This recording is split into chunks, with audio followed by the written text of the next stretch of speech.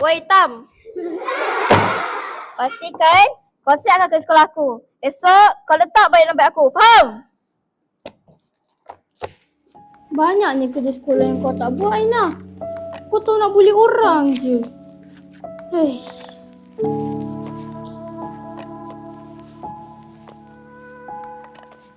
Murid-murid, hantar kerja sekolah semalam sekarang. Siapa tak siap?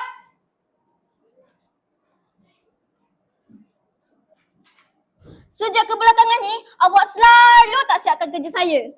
Kenapa ya? Jawablah! Cikgu tak faham perasaan saya. Cikgu tahu marah je. Asal masuk kelas marah. Bingitlah. Audi! Awak dah keluar. Saya tak habis akal lagi. Biadab betul budak ni. Kenapa semua orang tak sayang aku? Aku nak pergi dari dunia ni. Audi, jangan!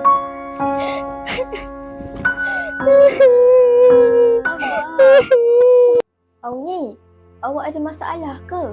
Saya stres lah. Rasa macam nak bunuh diri. Tak ada siapa pun kisah pasal saya.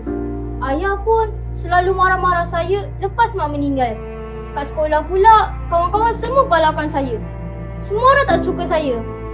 Saya faham. Itu tandanya Allah tengah menguji awak. A'udzubillahi minasyaitanirrajim. La yukallifullahu nafsan illa wus'aha. Laha ma kasabat wa 'alaiha ma iktasabat.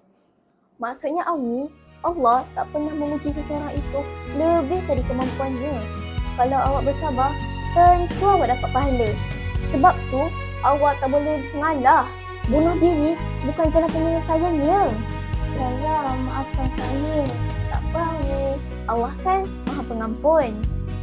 Walaupun mak awak dah tak ada, awak tetap boleh teruskan hidup awak dan mendoakan mak awak di alam sana tau. Ustazah yakin awak mampu bangkit dan awak mampu jadi anak yang solehah. Terima kasih, Ustazah. Sayang, Ustazah.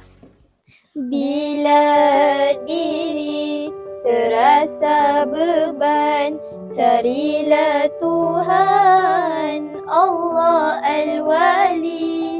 Jagalah salat, baca Al-Quran, berbuat baik sesama insan.